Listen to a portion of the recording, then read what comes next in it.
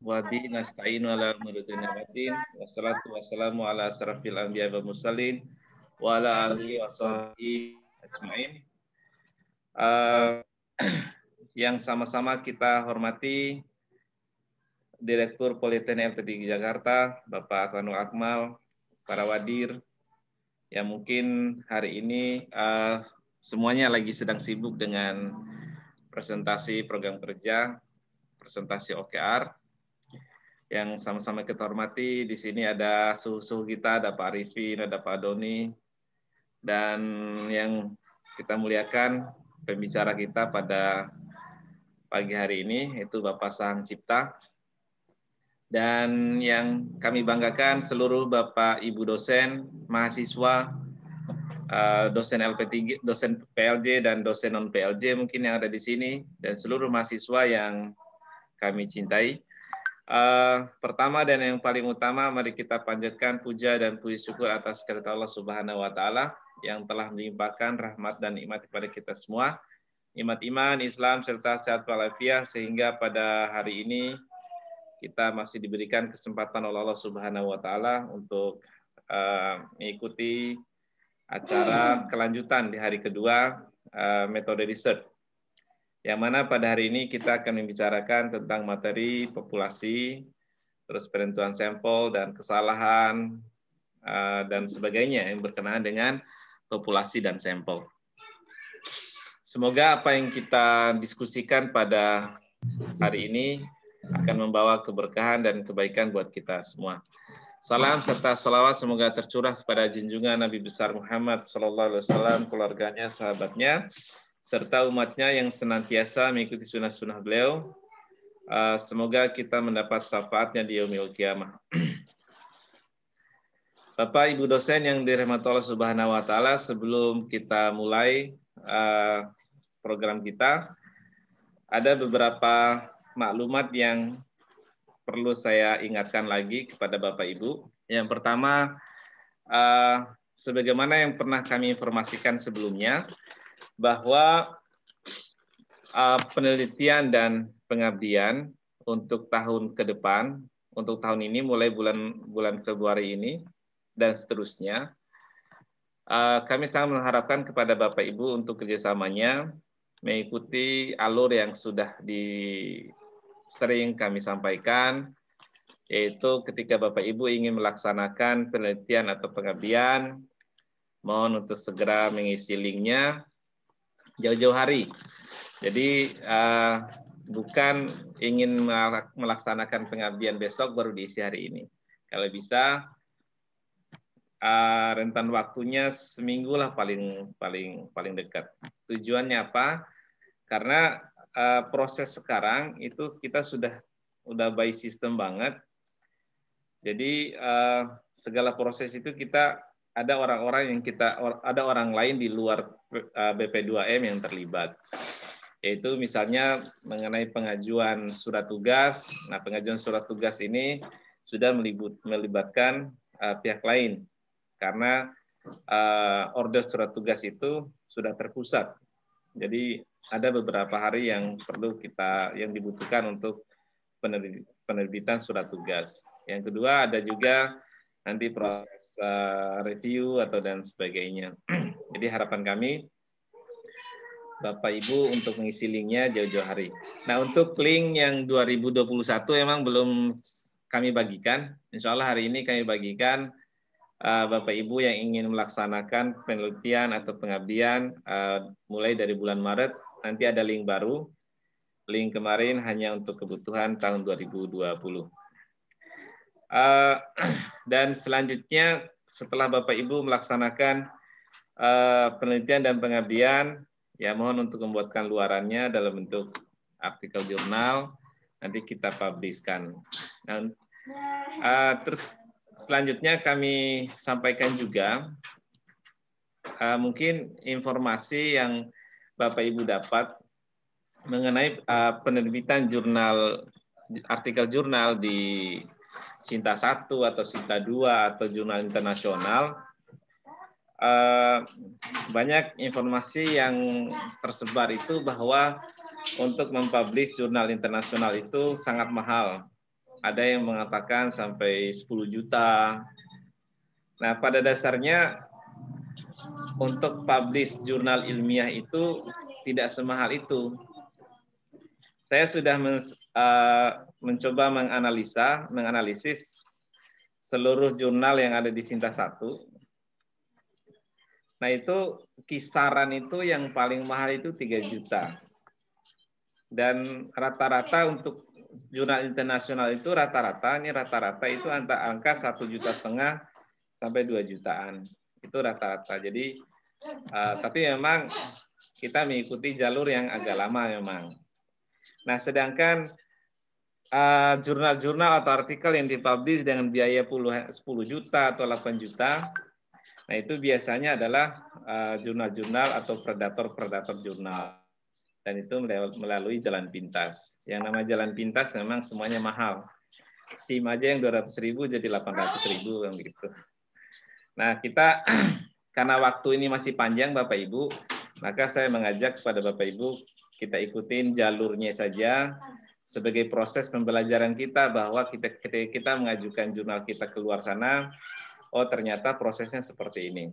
Jadi buat proses pembelajaran. Kalau emang ditolak terus ya balik lagi ke Lentera gitu. Oke, kalau untuk jurusan AB, Lenteranya emang sudah akreditasi, sudah Sinta 4, itu sudah sangat bagus. Nah, kami mengajak kepada seluruh dosen-dosen yang AB untuk terus menulis dan mempublish jurnalnya. Ya, kalau memang di jurnal di luar agak susah carinya, sebenarnya nggak susah, banyak sekali jurnal-jurnal yang ada di luar sana yang bisa kita cari. Nah, di sini mungkin 5 menit saya share layar pasal 5 menit saja. Nanti biar buat sharing saja. Oke, Pak, oke. Jadi kalau Bapak Ibu ingin mempublish jurnal, prosesnya sama kayak jurnal Lentera. Jadi ada proses registrasi, dan itu kan registrasi itu tinggal ngisi nama, email, terus itu aja paling. Sama data-data yang lain, data-data Bapak Ibu pribadi. Ada beberapa dosen, mungkin kalau yang di sini udah pada senior, jadi udah paham semua. Tapi ada beberapa yang belum ngerti kalau mau publish di jurnal di luar itu caranya bagaimana sih? Nah, ini Bapak Ibu untuk memilih jurnal yang sesuai dengan jurusan kita, yang sesuai dengan background kita, Bapak Ibu masuk aja di Sinta, itu sama seperti biasa tapi belum login. Jadi sinta.ristekbrin.go.id, nah akan muncul seperti ini. Sebelum Bapak Ibu login itu muncul seperti ini. Nah, di sini klik saja source ini, sources, terus pilih jurnal. Ketika Bapak Ibu pilih jurnal, nah ini muncul jurnal-jurnal dari Sinta 1 sampai Sinta 6. Nah, memilih jurnal tentunya diserahkan kepada Bapak Ibu. Semakin bagus jurnalnya, ya tentunya reviewer dan harga juga semakin tinggi biasanya, semakin mahal. Nah, di sini untuk jurnal internasional, Sinta 1 itu 100% saya lihat itu sudah terindeks Scopus. Nah, terindeks Scopus berarti sudah terindeks dengan jurnal internasional. Ini Bapak Ibu judulnya di sini, tinggal Bapak Ibu pilih sesuai judul, sesuai dengan background-nya. Kalau misalnya AB berarti yang ada kata manajemen, ada kata bisnisnya. Di sini, ini misalnya ini manajemen, ada bisnis, Sinta 1, punyanya UGM. Nah, tinggal Bapak Ibu klik jurnalnya, saya ulang. Nah, klik jurnalnya, nanti akan diarahkan ke beranda jurnal ini. Nah, di bawah gambar ini ada websitenya. Nah, Bapak Ibu klik websitenya, nanti akan diarahkan ke berandanya UGM. Nah, di sini adalah beranda jurnalnya. Di sini ada informasi biasanya umumnya ada nah ini ada scope-nya. Berarti kalau Ibu ingin yakin ini jurnal ini bisa menerima tentang materi apa, nah Bapak Ibu klik di Focus and Scope. Nah itu akan ada informasi, oh ternyata jurnal ini menerima artikel tentang materi ini semua. Nah terus di sini juga biasanya ada fee-nya. Nah cuman di sini nggak ditampilkan. Nah tampilannya biasanya dikirim pas proses setelah submit kadang-kadang. Nah, tapi biayanya untuk jurnal internasional ini rata-rata itu 1,5 juta, 1 juta, 1,5 juta, 2 juta gitu. Ada memang yang 3 juta. Tapi nggak banyak Bapak Ibu. Malah ada yang gratis. Kemarin di UPI Bandung itu gratis. Cuman untuk terbitan Mei saya lihat sudah berbayar untuk terbitan bulan Mei kemarin. Nah, ini adalah nah biasanya di sini ada registrasinya kalau di sini. Bapak, ya, wait.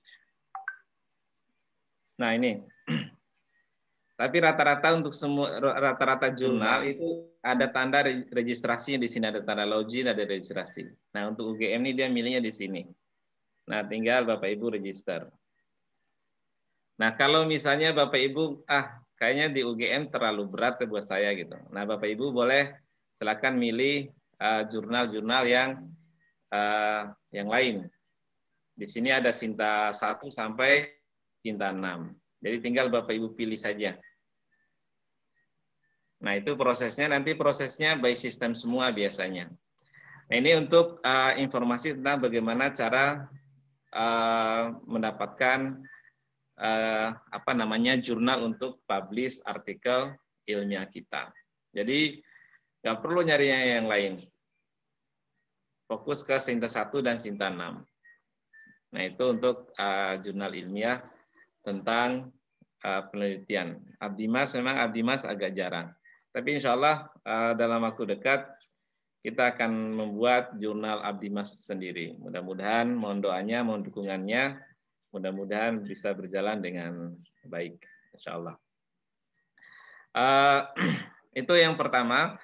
Yang selanjutnya yang perlu kami ingatkan kepada Bapak Ibu bahwa sebagaimana yang saya sampaikan di awal, proses penelitian dan pengabdian karena udah by system, maka kami mengharapkan kepada Bapak Ibu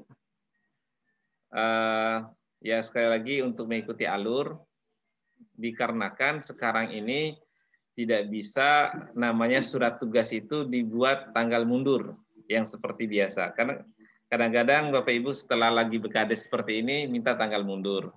Nah untuk ke depan itu sudah nggak bisa lagi. Karena tanggal itu, yang menentukan tanggal itu bukan kita tapi oleh sistem langsung. Nah begitu Bapak Ibu.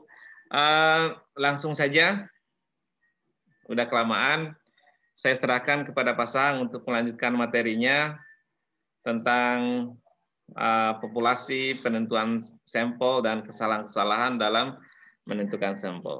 Mungkin Pak Sang 5 menit atau 10 menit boleh mereview untuk materi yang kemarin, mengingat mungkin ada yang baru gabung atau yang lupa gitulah. Ya, terima kasih Pak Sang. Kepada Pak Sang kami persilakan. Oke, terima kasih Pak Dirman. Assalamualaikum warahmatullahi wabarakatuh. Salam sejahtera untuk kita semua. Selamat pagi Bapak Ibu. Kalau untuk mereview materi sih mungkin nggak terlalu ya Pak, tapi itu nanti bisa dilanjutkan di tanya jawab. Tapi yang mau saya ingatkan kembali itu adalah kesepakatan kita di minggu kemarin itu bahwa ya ini niatnya ngopi-ngopi gitu ya, ngopi-ngopi penelitian. Itu yang pertama. Yang kedua itu memang ini lebih basic gitu ya.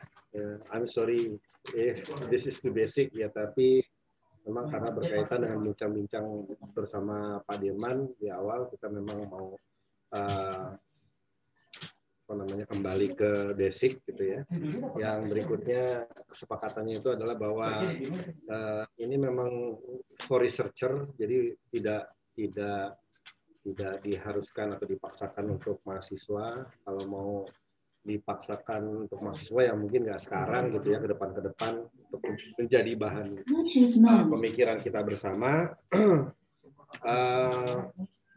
Untuk ini juga kesepakatan kemarin mau saya ingatkan lagi bahwa ini lebih ke social science ya, untuk psikometrik dan ekonometrik mungkin dibahas ya, secara paralel gitu ya, tapi tidak mendetail. Yang dipaparkan kuantitatif, kemarin sepakat, dan ini bukan pelatihan, jadi saya tidak detail gitu, Bapak Ibu. Jadi saya rasa sih itu aja Pak Dirman untuk mengingat kembali masa-masa lalu. Oke, Bapak Ibu, hari ini kita bahas ngobrol-ngobrol aja sih. Saya nggak bisa share screen nih Pak Dirman.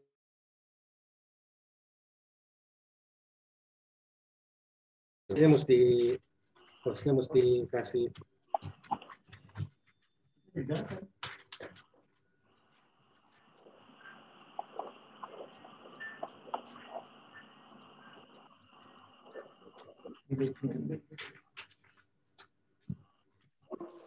Masih belum bisa share screen Pak Dirman. Oh ya, wait. Ya.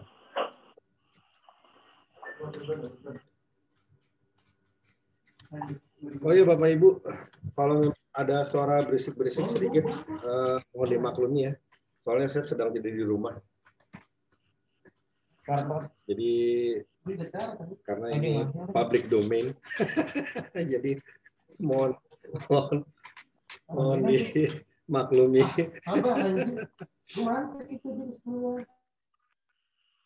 Oke, silakan Pak. Oke Pak, terima kasih Pak.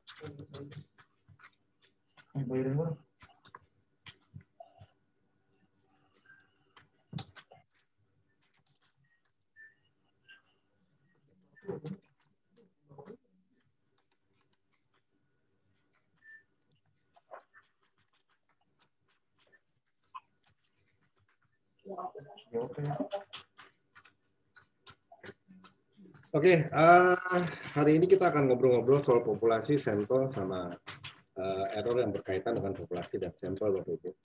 Ya, sebenarnya sih ini sudah Bapak Ibu ketahui semua sejak zaman dahulu kala mungkin, tapi kita ngobrol-ngobrol aja karena memang ini merupakan salah satu topik yang sebenarnya dibilang gampang dibilang enggak ya gampang gitu ya. Nah, sebenarnya populasi seperti yang kita ketahui bahwa populasi semua itu adalah dapat dikatakan semua yang ingin kita observasi sih sebenarnya. Kalau kita lihat beberapa definisi seperti Daniel and Terrell gitu, mereka ini dari MIT ya, mengatakan bahwa sebenarnya populasi itu adalah kumpulan entitas. Ya boleh juga. Ya. Kalau Anderson mengatakan ya populasi sebagai himpunan semua elemen-elemen yang diteliti atau diminati dalam suatu studi tertentu, ya boleh juga. Intinya adalah keseluruhan yang ingin kita amati yaitu kita sebut sebagai suatu populasi gitu. Nah, misalkan yang mau kita lihat itu adalah spending misalkan. Spending sebenarnya berapa sih ya rata-rata spending mahasiswa kita gitu ya? Maksudnya spending itu adalah pengeluaran per bulan dia untuk operasional dia kuliah, jajan, nongkrong dan sebagainya gitu. Jika kita mau lihat berapa sih rata-rata spendingnya, berarti ya kalau mau dikatakan berarti ini adalah yang menjadi titik poinnya untuk diteliti itu adalah spendingnya. Gitu. Jadi keseluruhan spending yang dilakukan oleh mahasiswa, jadi itu yang ingin dilakukan, maka populasinya adalah spending dari mahasiswa kita. Nah, yang menjadi unik gitu ya, bahwa populasi itu juga nggak harus selalu besar gitu ya. Oh, populasi itu adalah satu negara gitu. Oh, satu provinsi ya nggak juga. It depends ya. Tergantung. Ada large population, ada small population. Well, it depends. Tergantung dari apa yang ingin kita teliti sebenarnya, kembali ke situ. Kadang-kadang kita itu terbuai oleh kata populasi. Jadi kadang-kadang kita mikirnya, populasi itu harus gede, nggak bisa kecil ya. Bisa aja kalau misalkan kita mau melihat populasi mahasiswa kita ya mahasiswa kita aja, itu populasinya. Jadi bukan semua mahasiswa, nggak juga gitu ya. Semua mahasiswa yang ada di Indonesia nggak juga gitu, nggak semua mahasiswa yang ada di dunia juga gitu ya. Nggak. Jadi it depends, tergantung kita apa kena kembali ke obrolan kita di minggu kemarin bahwa sebenarnya gitu ya, ketika kita observasi kita punya satu research problem, research question, nah itu yang sebenarnya menjadi titik awal dari penentuan populasi. Jadi nggak harus populasi itu adalah besar gitu ya Bapak Ibu. Nah, populasi itu juga ya, makanya dikatakan bahwa diciptakan itu dengan mendefinisikan kumpulan apa yang nilai-nilai yang kita minati untuk seperti tadi misalkan spending gitu ya. Kalau untuk di social science misalkan seperti opini, misalkan gitu. Kemarin di awal contoh ada kepuasan. Jadi itu yang seringkali kita lupa gitu. Saya juga kadang-kadang dalam benak saya populasi itu besar, nggak selalu ya. Nah, kalau kita mau ambil semua ya keseluruhan populasi ya itu boleh dikatakan sensus. Nah, yang menjadi sering kali misalkan kita mau lihat rata-rata pendapatan income per kapita gitu ya masyarakat di Indonesia. Nah, berarti kalau itu kan populasinya large, very large population ya, satu negara.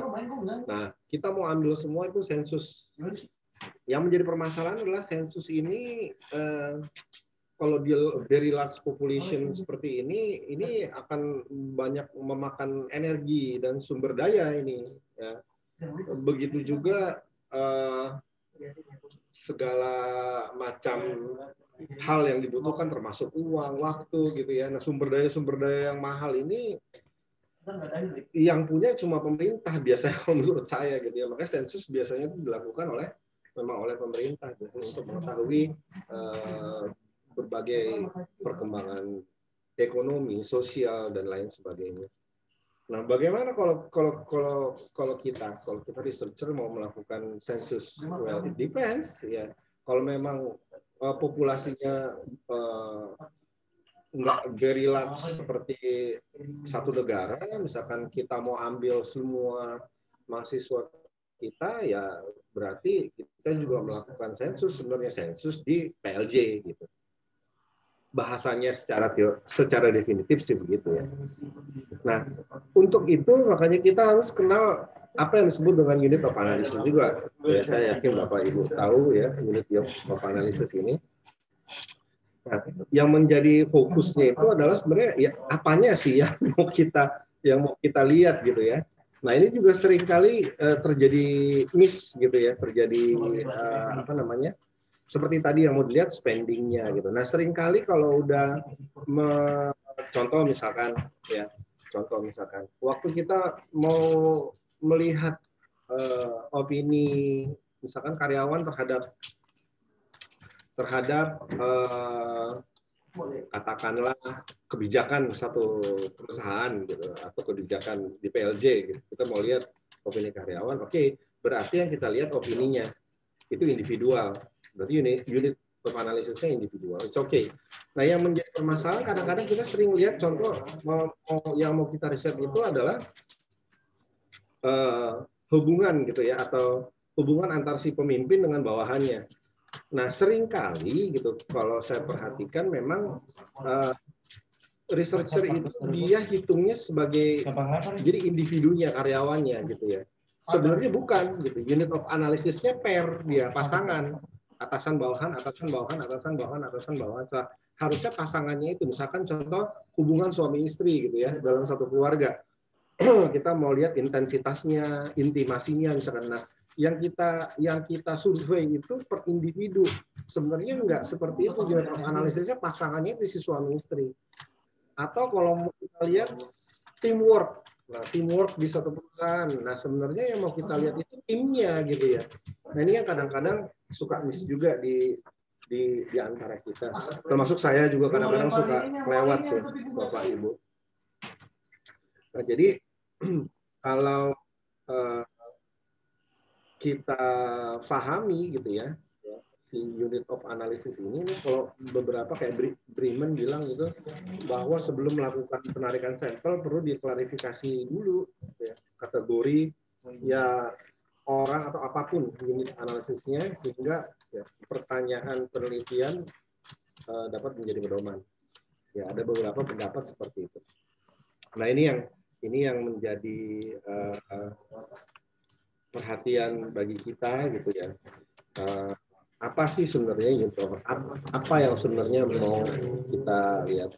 Oleh sebab itu nasihat dari para dewa-dewa ini mereka mengatakan bahwa memang kita harus secara hati-hati gitu ya dalam melihat unit of analysis kita supaya waktu kita mau narik sampelnya gitu ya, ini tidak terjadi kesalahan. Nah ini yang menjadi yang menjadi sering miss gitu di dalam penelitian. Nah, pertanyaan penelitian akan menentukan unit of analisis sebenarnya seperti yang saya katakan tadi bahwa ya waktu kita observasi, kita punya research problem, kita punya research question, sebenarnya dari situ sudah mulai terbentuk ya, sudah mulai kelihatan unit of analisisnya. Nah,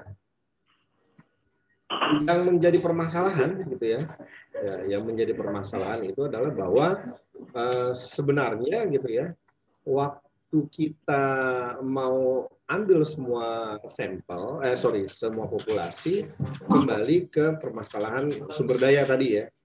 Sumber daya itu yang menjadi problem gitu.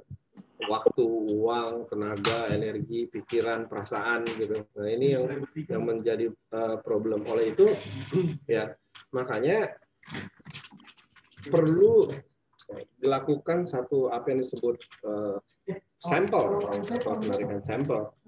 Nah, sampel ini sendiri sih secara sederhana kita semua tahu bahwa ya, sampel itu adalah bagian gitu ya, bagian dari populasi. Boleh dikatakan bagian dari totalitas populasi. Nah ini yang disebut dengan sampel. Secara definitif, Chowdhury itu mengatakan bahwa jika ada satu populasi, katakanlah N yang dengan simbolkan N besar gitu, maka 1, 2, dan 3 dan seterusnya di dalam N itu adalah merupakan populasi gitu ya. Nah, bagian dari 1, 2, dan 3 seterusnya itu dari populasi yang diambil, ini yang disebut dengan sampel secara definitif begitu. Nah, yang menjadi permasalahan ya kembali lagi gitu ya, kenapa kita butuh sampel ya, ini kembali lagi ke ukuran populasinya tadi Bapak Ibu.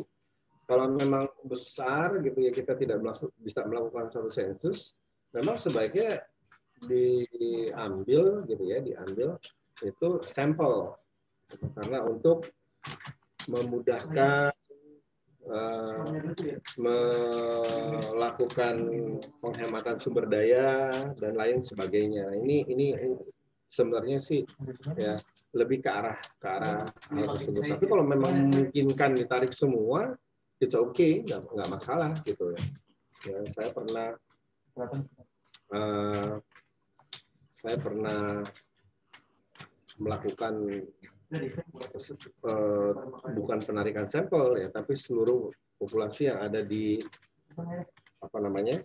di perusahaan tersebut diuji gitu ya, kita jadikan karena memang unit analisisnya itu karyawan, semua karyawannya available gitu. Jadi semuanya aja diambil, kenapa enggak gitu, dan tidak besar gitu ya. Nah, memang ada perusahaan juga kadang-kadang karyawannya itu sampai ribuan gitu, nah itu tapi tergantung sih ya, tergantung dalam artian kembali lagi ke budget, ke budgetnya perusahaan Bapak Ibu ya. Kalau Bapak Ibu memang ditawari budget yang luar biasa, ya kenapa enggak gitu ya untuk melakukan penarikan populasi gitu. Tapi kalau budgetnya kita hitung-hitung, waduh, ini mepet ini ya. Memang sampel is the best lah. Kayak itu. Nah, ada dalam melakukan penarikan sampel ada beberapa cara gitu ya. Ada yang probabilistik, ada yang non probabilistik gitu ya. Nah, kalau untuk yang probabilistik itu kalau kita mengacu pada Schaeffer, dia mengatakan bahwa bisa sampel yang didasari pada keacakan yang direncanakan. Aduh, bahasanya planet randomness ya, disebut sebagai probability sample atau probabilistic sampling gitu ya. Nah, kalau non probabilistik dia tidak ada satu keacakan atau suatu randomness atau suatu probabilitas yang dilibatkan dalam penarikan sampel. Jadi dalam artian gitu ya, kalau non probabilistik itu tidak mengacu kepada satu kaidah-kaidah statistik misalkan seperti itu. Nah, ini yang menjadi perbedaan antara probabilistik dan non probabilistik sampling teknik. Nah, kalau kita lihat gitu ya, untuk yang probabilistik itu kita tahu semua salah satunya adalah simple random sampling. Nah, simple random sampling ini sih ya kalau secara sederhana sebenarnya kita taruh nama-namanya gitu ya di dalam satu toples gitu kan, kayak arisan gitu ya Ibu, satu toples ya, ada nama-nama responden yang ingin kita ambil sebagai sampel, ya, kita keluarkan satu-satu sesuai dengan size ya, sampel size ya, ukuran sampel yang diinginkan gitu. Sebenarnya sih secara sederhana begitu gitu.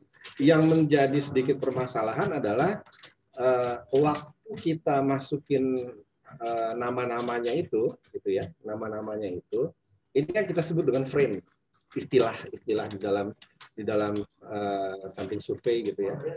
Ini yang kita sebut dengan frame. Nah, frame-nya ini kalau dia small population it's okay, nggak masalah. Yang menjadi sedikit problem itu ketika dia large population. Nah, untuk mendapatkan frame-nya ini biaya Bapak Ibu gitu. Ini biaya. Nah, yang menjadi problem berikutnya itu ada dalam simple random sampling itu satu teknik dia dengan memakai tabel gitu ya. Nah, tabelnya ini dibuat berbagai angka di dalamnya. Nah, nanti kita secara acak mengambil angkanya. Nah, angka ini berkaitan erat dengan, jadi sebelumnya udah kita kasih nomor dulu nih, responden atau unit of analysis yang ada yang sebagai populasi, sudah kita kasih nomor dari 1 sampai sekian.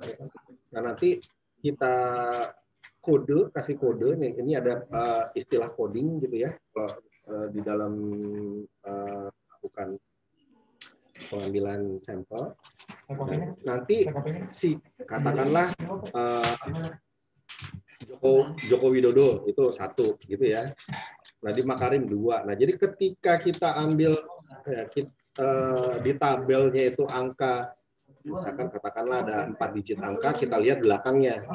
Kita lihat 2 digit di belakang karena kita mau ambil 20 sampel misalkan kayak begitu. Sampelnya N sama dengan 20. Nah, kita lihat, oh, pertama yang muncul 1, berarti 1. Oh, 1 Jokowi. Jadi gitu, Bapak Ibu.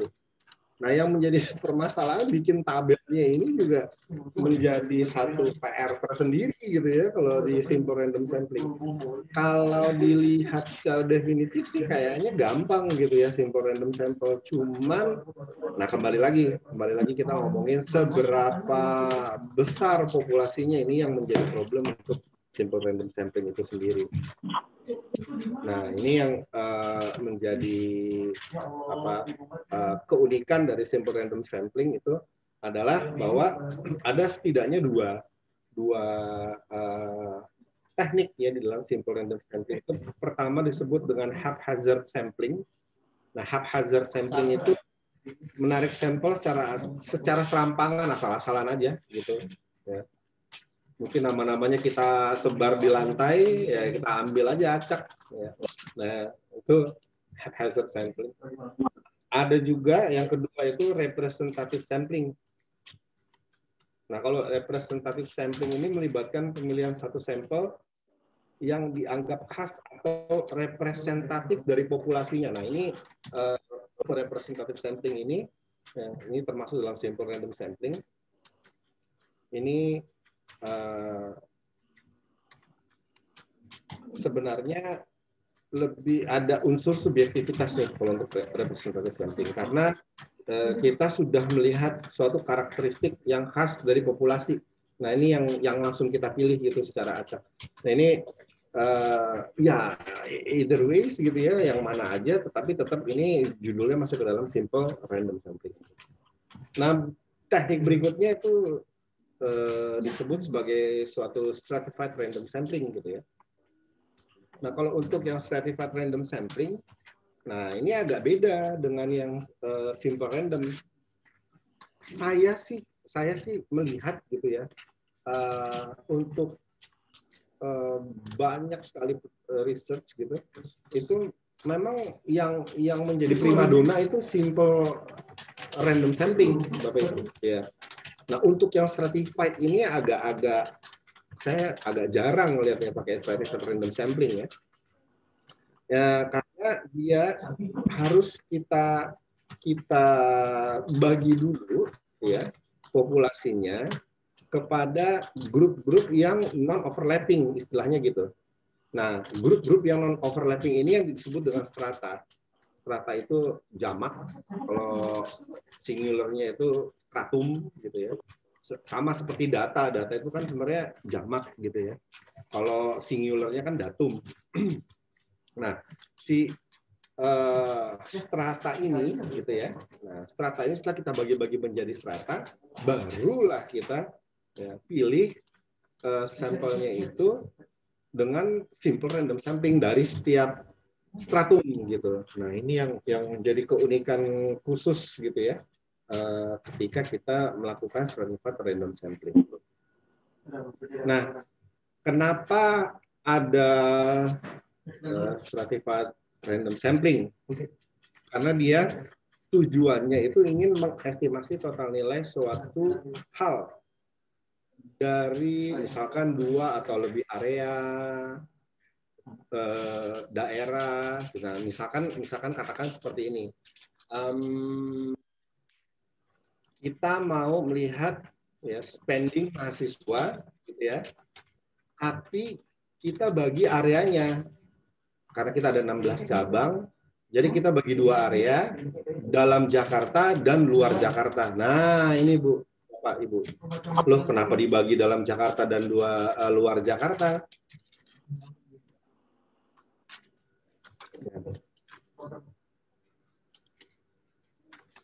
Nah, kita bagi kedua area ini karena misalkan kita melihat bahwa gaya hidup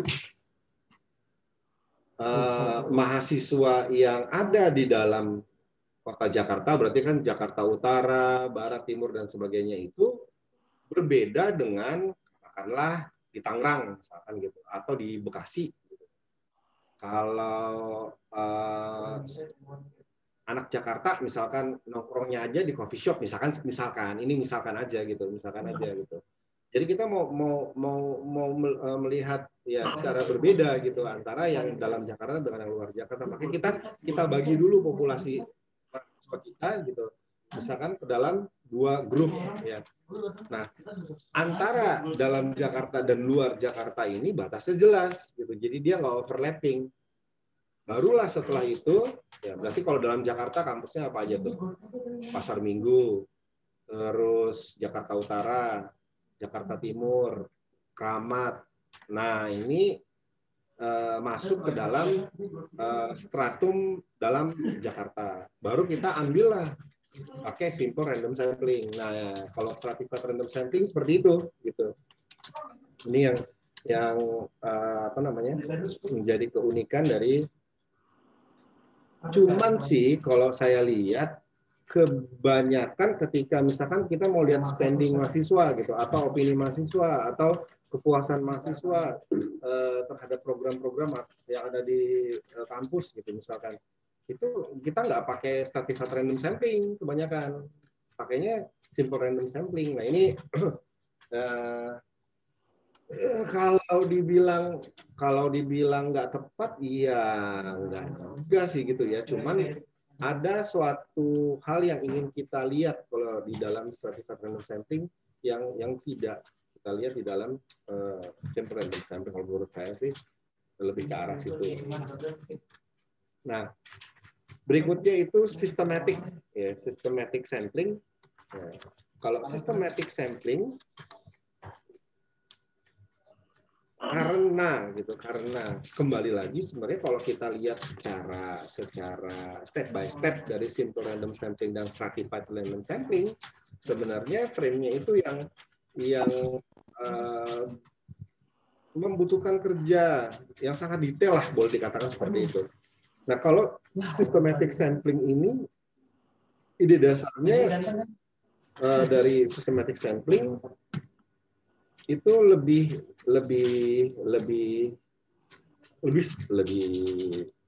apa ya, kalau menurut saya lebih tidak membutuhkan effort seperti ya permasalahan frame dalam simple random sampling dan stratified random sampling gitu ya. Nah, karena di dalam systematic sampling ini kita tinggal ambil per interval saja gitu. Misalkan katakanlah kita urutin gitu dari 1 sampai sekian dalam populasi, kita mau melihat berapa nih gitu. Per 5. Oke, berarti nomor 1 kita ambil atau nomor 1 nggak kita ambil nih. 1, 2, 3, 4, 5. Nah, jadi ada interval setiap 5 nomor baru kita ambil sebagai sampel. Sampai nanti memenuhi jumlah sampel yang kita inginkan. Nah, kalau systematic sampling lebih sederhana gitu ya. Walaupun kalau kita lihat ya, kalau secara definitif kok kayaknya agak ribet, enggak juga sih. Ya. Dia lebih mudah karena menggunakan interval gitu ya. Nah, ini kalau systematic sampling. Terus ada juga yang disebut dengan cluster sampling. Nah, kalau cluster sampling ini banyak digunakan di ini Bapak Ibu, justru di studi-studi seperti pertanian gitu ya. Karena kan dia kalau cluster sampling ini cara pengambilan sampelnya itu kita buat cluster-clusternya dulu. Nah, ini kan kalau sawah itu kan polanya memang cluster, dia kan kotak gitu. Nah, nanti kita bisa lihat gitu ya dari setiap kotak ini atau dari setiap, kalau misalkan di komplek itu kan ada blok A, blok B, blok C. Nah, ini yang menjadi cluster istilahnya seperti itu. Barulah nanti dari kita ambil dari setiap cluster itu sampel sampai memenuhi jumlah sampel yang diinginkan. Nah, ini untuk yang cluster sampling. Nah, berikutnya itu juga ada yang kita sebut multi-phase sampling. Nah, kalau multi-phase sampling itu pada metode ini gitu ya, ini dilakukan dengan mengkombinasikan dari beberapa teknik yang sudah kita bahas sebelumnya gitu ya. Jadi pertama menggunakan klaster dulu, baru kita lakukan stratifikasi lagi misalkan, baru setelah itu kita ambil simple random sampling. Nah, itu seperti itu kalau untuk multi-phase sampling.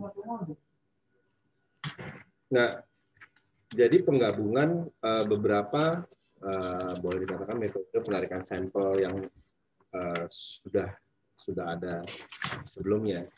Nah,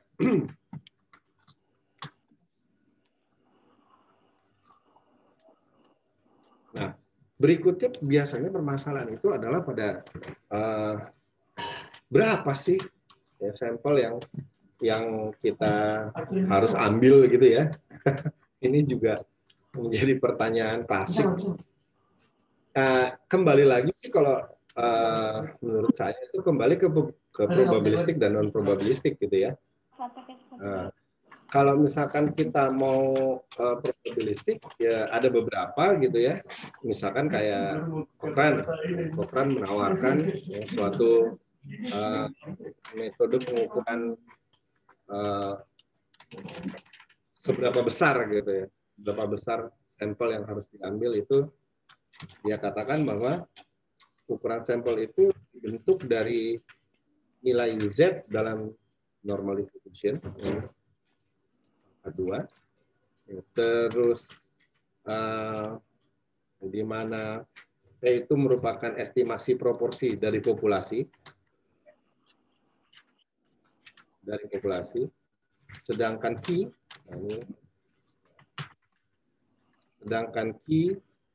P itu adalah 1 minus P. Nah, ini yang ditawarkan oleh Cochrane gitu ya. Nah, ini dapat kita lihat bahwa ada lagi selain Cochrane gitu ya. Selain Cochrane itu ini lagi ngetren juga nih di era beberapa 10 sampai 15 tahun belakangan ini, Slovin. Slovin itu mengatakan bahwa jumlah sampel itu bisa didapat dari total populasi bagi ya 1 ditambah total populasi dikali margin of error ya alfanya pangkat 2. Nah, ini maka kita akan mendapatkan n-nya. Nah, cuman kalau menurut saya gitu antara kayak Cochrane, Slovin. Nah, sebenarnya kalau mau kita perhatikan dari setiap teknik sampling itu juga menawarkan kayak contoh simple random sampling itu juga menawarkan n-nya berapa gitu dengan menggunakan simple random sampling. Stratified random sampling juga menawarkan n-nya berapa, gitu juga sistem dan lain sebagainya. Nah, cuman kalau Cochrane dan Slovin ini dia terlepas dari apapun teknik penarikan samplingnya, kita bisa tentukan n-nya gitu. Kalau kita lihat gitu ya, kalau kita lihat dari apa namanya, dari kedua model ini, ya, satu kesamaan kalau menurut saya dari kedua model ini adalah kita harus mengetahui secara tepat berapa populasinya Bapak Ibu, gitu. Jadi kalau n-nya, n besarnya jumlah populasinya kita ketahui, maka kita bisa tentukan menggunakan Cochrane atau Slovin, gitu. Menurut saya. Nah, yang jadi permasalahan adalah bagaimana kalau kita nggak tahu, gitu. Kita nggak tahu errornya, kita nggak tahu. Misalkan, let's say katakan kita nggak tahu jumlah populasinya, gitu ya. Nah, kalau seperti itu sih, ya saya sih lebih menawarkan ke probabilistik, Bapak Ibu. Ke probabilistik. Karena kita nggak tahu secara pasti. Contoh misalkan belakangan ini yang lagi ngetren itu juga shopper behavior, penelitian tentang perilaku orang dalam berbelanja di mall ini sebelum tahun 2020 ya, COVID itu ya. Kalau COVID ini kan menghancurkan segalanya Bapak Ibu. Termasuk riset ya. riset-riset yang sekarang ya riset COVID aja ya, bagaimana bikin vaksin gitu. Atau kalau behavioral, apalagi untuk shopper behavior gitu, aduh itu ya lebih ke online ya sekarang ya. Nah, kita nggak tahu. Contoh misalkan kita mau lihat shopper behavior di suatu mall. Orang datang, orang keluar, orang datang, orang keluar. Kita nggak tahu secara pasti berapa populasinya gitu. Kalau seperti itu sih saya lebih menawarkan gitu ya non probabilistic sampling. Gitu. Nah, untuk non probabilistic sampling ini ada beberapa gitu, ada beberapa teknik. Nah, jadi ya ada beberapa. Pertama itu kuota. Ya, kalau kuota sampling ini kan cara menetapkan jumlah sampel dengan menentukan kuotanya aja dari setiap kategori. Misalkan contoh kita punya 2 kategori, laki-laki dan perempuan. Nah, kita tentukan kuota untuk laki-laki berapa, untuk perempuan berapa. Nah, kuota sampling seperti itu. Jadi kita lihat terus. Ada juga purposive ya. Kalau purposive ini kan ya menentukan jumlah sampel dengan cara melihat terlebih dahulu apa yang menjadi tujuan. Jadi tujuannya apa? Nah, baru digunakan, biasanya sih metode ini digunakan untuk jumlah populasi yang kecil gitu. Terus accidental sampling, convenient sampling sama aja nih, ya termasuk di dalam ini. Nah, kalau ini jadi seketemunya aja ya. Nah, ini kalau kita shopper behavior seneng banget nih pakai ini nih. Ya, jadi seketemunya aja. Seketemunya. Di mana ketemunya? Di tempat analisis atau respondennya itu melakukan aktivitas mengalami apa yang ingin diteliti gitu atau diuji. Nah, ini pagi atau siang berangkatnya? Ya, beberapa non probabilistic sampling kalau malam digunakan. Di 24-in boleh. Nah, dengan begitu gitu ya. Ya ini termasuk request gitu ya. Ada yang Pak bahas lagi dong tentang level of measurement. Nah ini ada kembali ya, ada beberapa level of measurement atau tingkat pengukuran. Itu pertama nominal,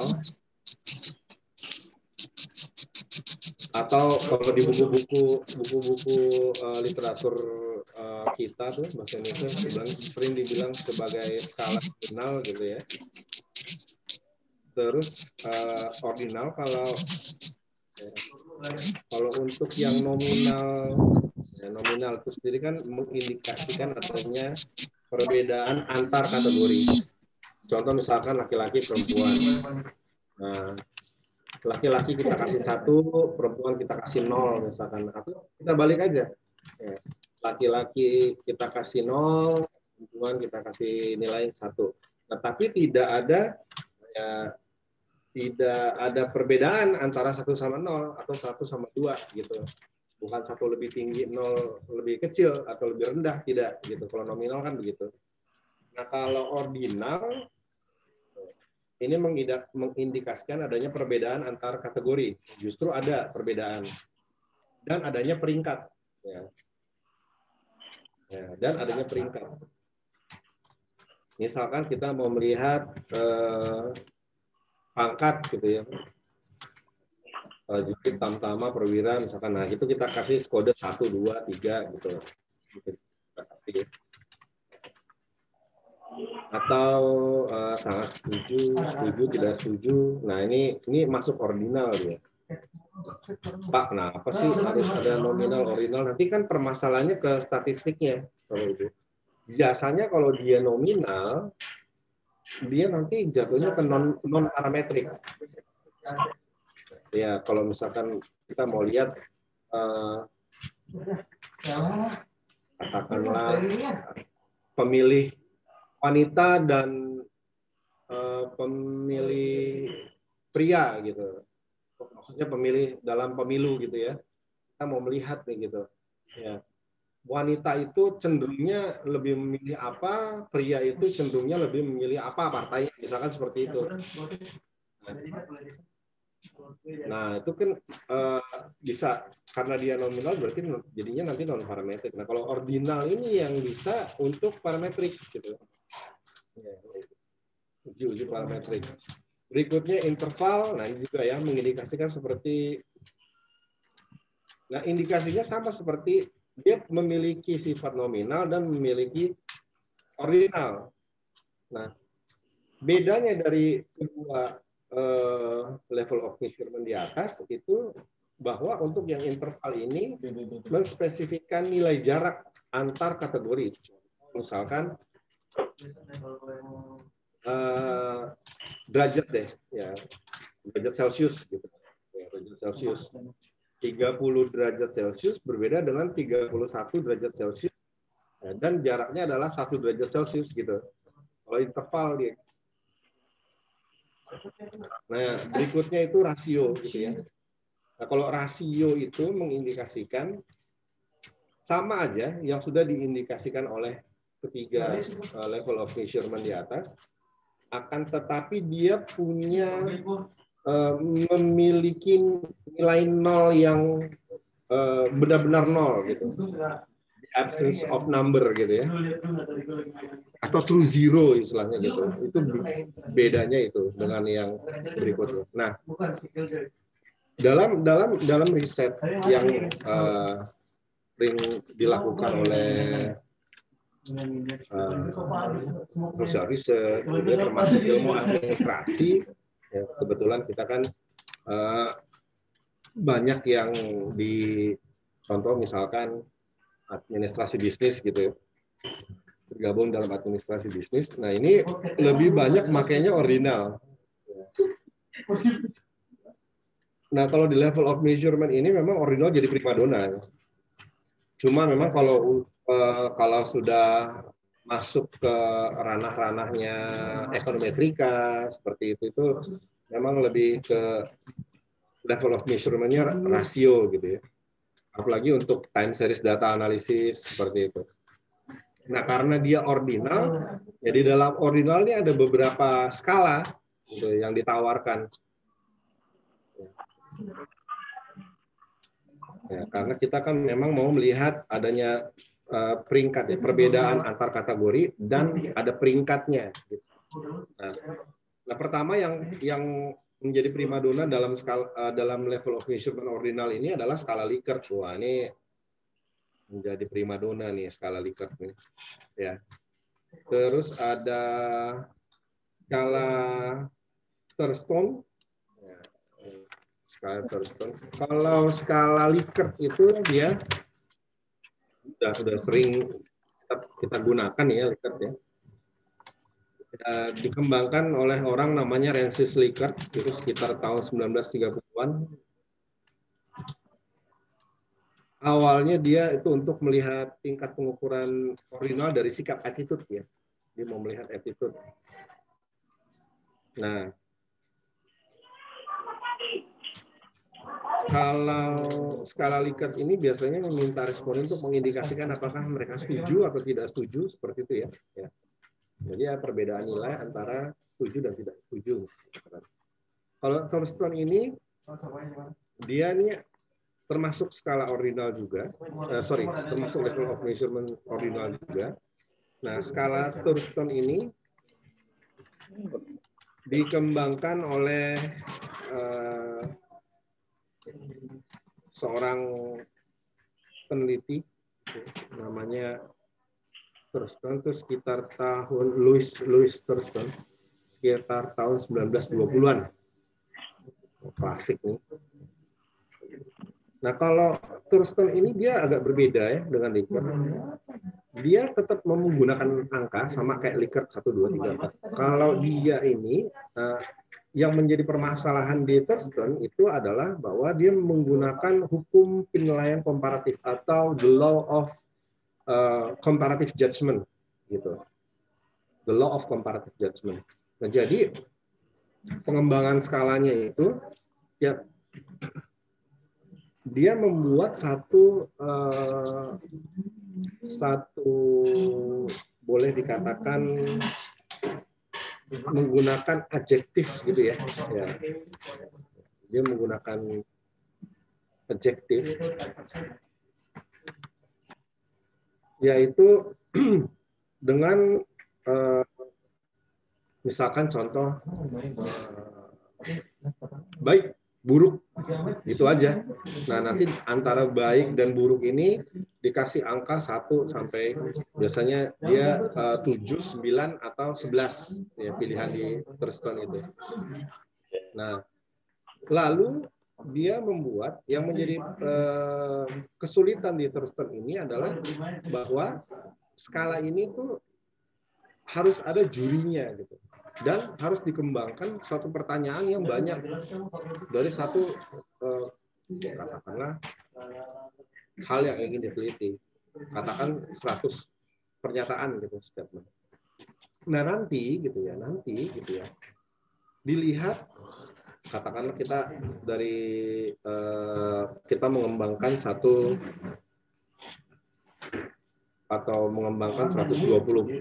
statement terhadap misalkan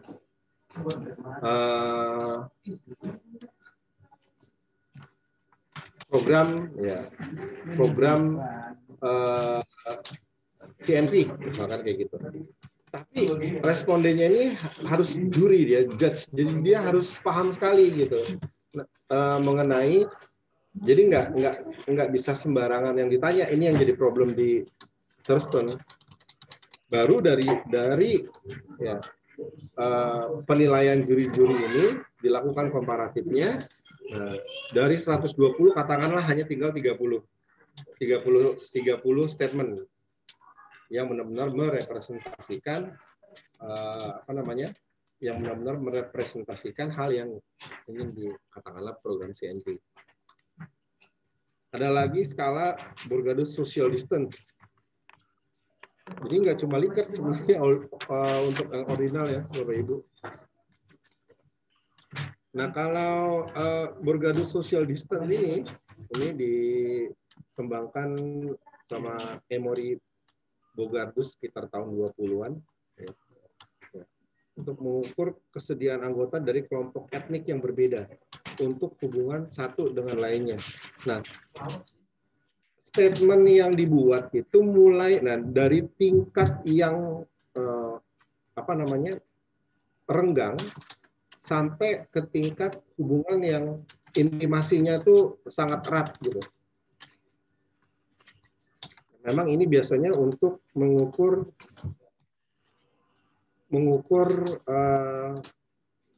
seberapa dekat atau jauh ya, rasa satu orang dalam kelompok terhadap kelompok lainnya. Makanya kalau di Bapak Ibu pernah tahu ada teori sosiologi yang mengatakan ada in-group, out-group feels. Itulah yang menyebabkan kenapa antara TNI dan Polri sering berantem itu karena in-group and out-group feels.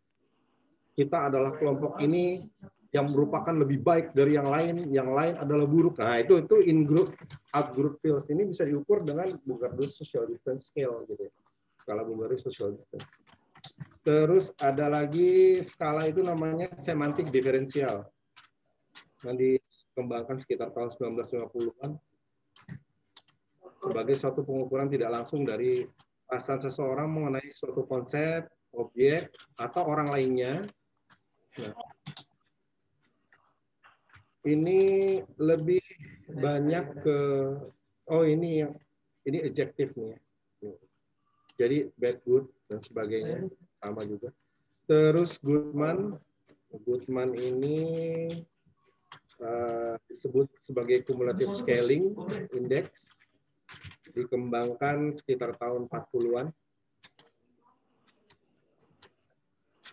Ini untuk menentukan apakah ada suatu hubungan yang terstruktur di antara sekumpulan indikator. Jadi kita mau melihat ada sekumpulan indikator, gitu ya. Ada nggak hubungan terstruktur di dalamnya gitu. Nah, maka apakah multiple indicators mengenai satu isu memiliki satu dimensi tunggal? Jadi sebenarnya kalau untuk menentukan satu dimensi gitu ya, katakanlah kalau kemarin kan saya kan untuk permasalahan kepuasan pelanggan itu memang udah ada dimensinya. Nah, sebenarnya kalau pertanyaan kita dalam hati, gimana sih si orang tersebut, si pakar tersebut bisa membangun dimensi gitu. Nah, salah satunya dengan Goodman Scales ini. Jadi nah, kalau kita mau ngomongin error gitu ya, sebenarnya kalau dibilang errornya ada banyak macamnya gitu dalam riset, apalagi dalam statistik. Cuma yang berkaitan dengan populasi dan sampel itu lebih ke arah ya,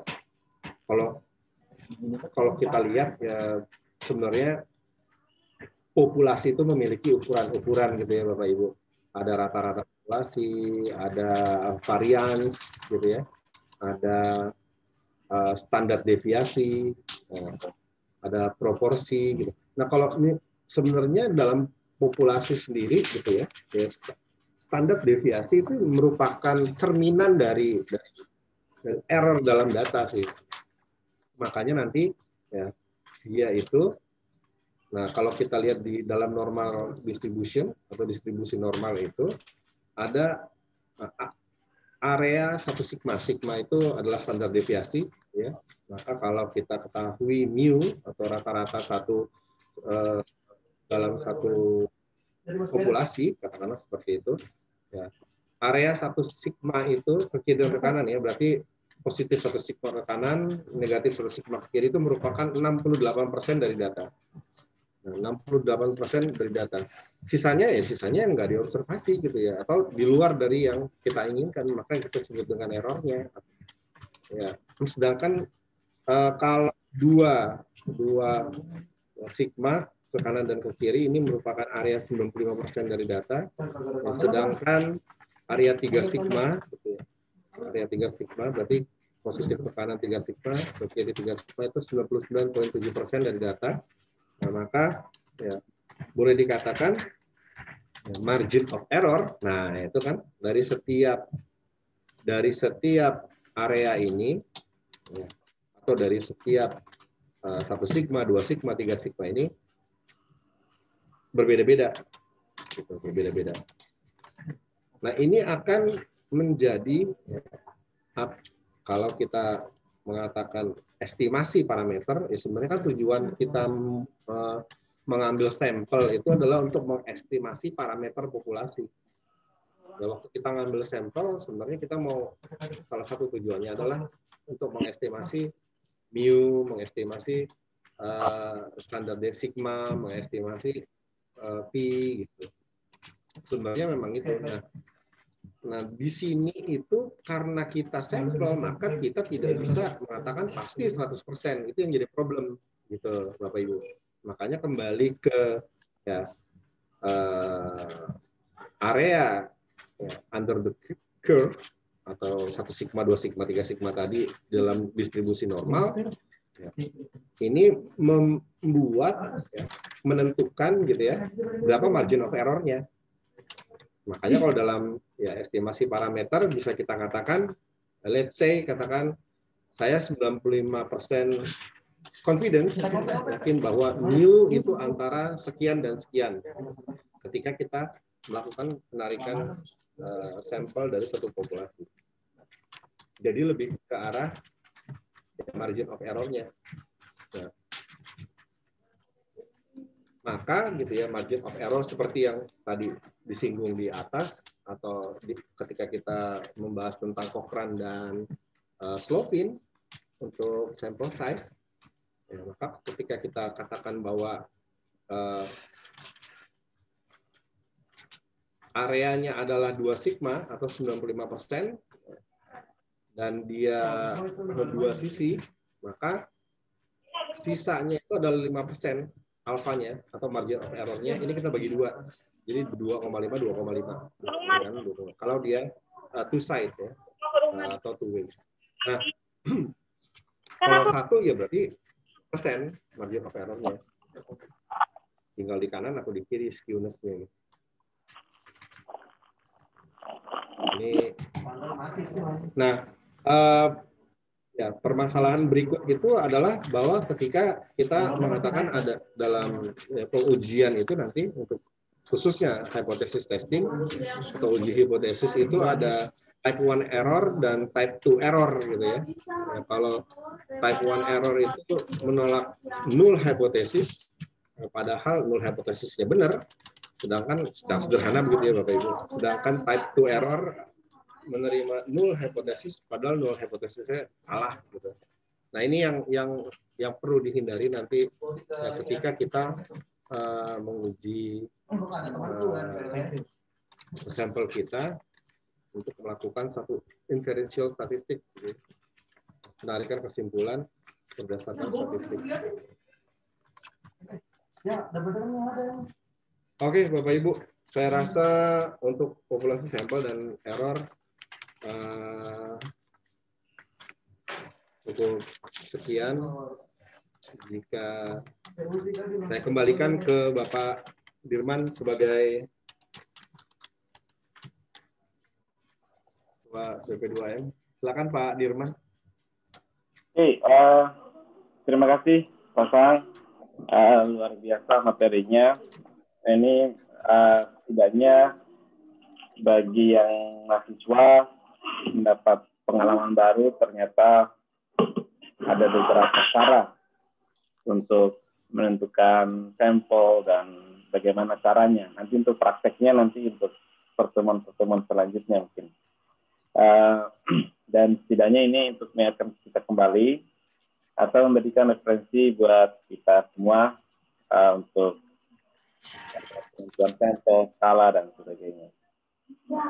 Baik Bapak Ibu, silakan jika ada yang bertanya boleh ditulis di chat atau langsung dilambaikan tangannya saja menggunakan reaction. Ya, silakan Bapak Ibu, boleh di chat, boleh melambaikan tangan. Pak Dirman. Ya, Pak Aris, silakan. Ya. Pak Sahang. Terima kasih Pak Sahang. Ya, Ini saya ada pertanyaan Pak Sahang. Dalam menentukan suara saya jelas nggak ya? Jelas Pak, jelas. Ya. Jadi dalam menentukan populasi itu berapa itu yang dikatakan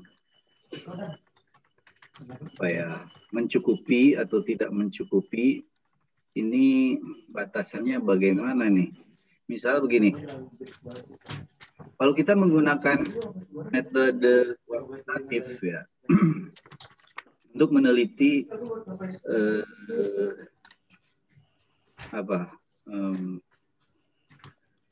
pengaruh gaya kepemimpinan dan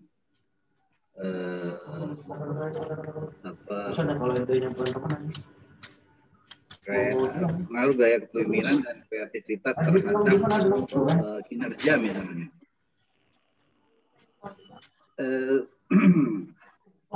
Kita mau cari responden misalnya di sebuah ini berisik banget nih di sini. Di sebuah kelurahan ini pegawai kelurahan jumlahnya cukup sedikit ya, 21 orang. Apakah itu dikatakan cukup kita bisa menginikan dengan perhitungan SPSS nantinya, ataukah bagaimana tuh penentuan populasi itu Pak Sahang? Saya masih belum ini nih, katakan cukup tidak cukupnya itu batasannya bagaimana? Terima kasih Pak Sahang.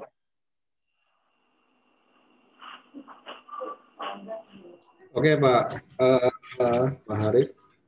Jadi sebenarnya kembali lagi kepada yang saya katakan tadi, bahwa ketika kita melihat gitu ya, sebenarnya apa sih yang mau kita teliti gitu. Kalau permasalahannya memang hanya di kelurahan gitu ya, dan sebenarnya kan permasalahan itu kalau dibilang kalau sampel itu large sampel itu di atas 30 Pak. kalau dia kurang dari 30 disebut small sample, kalau dia sampel. Tetapi kan memang yang dilihat sebagai populasi di sini memang karyawan kelurahan. Berarti dia small population, it's okay, nggak ada masalah sih Pak sebenarnya. Yang jadi permasalahan, karena kalau kita memang nilainya kurang dari 30 kan kita bisa pakai penghitungan yang memang kurang dari 30 kayak seperti student T gitu. Jadi permasalahannya sih nggak, kalau menurut saya nggak ada masalah gitu. Makanya tapi yang jadi masalah adalah ketika kita punya populasi yang katakanlah ini karyawan ada di pabrik ada 1.500 orang nih. Nah, berapa sih sample size yang appropriate ya untuk 1.500 karyawan? Nah, ini Pak Haris yang menjadi permasalahan, menjadi perdebatan bahwa seberapa banyak yang harus diambil gitu. Tapi kalau permasalahan ini kelurahan itu oke, nggak masalah. Berarti memang kecil. Kita pakai ukuran-ukurannya yang di ukuran atau model-model statistik yang di bawah 30. Nah, tapi yang kalau ketika udah dia besar, misalkan 1.500 karyawan di pabrik, kita mau tarik berapa ya ukuran sampel yang appropriate gitu terhadap total populasi karyawan di pabrik tersebut. Nah, ini yang menjadi problem. Seringkali ini menjadi problem dalam kasih contoh yang lebih ekstrim, Pak Sahang. Dalam sebuah perusahaan baru, startup misalnya, kita mau melakukan penelitian pada perusahaan startup tersebut. Hanya ada 7 orang.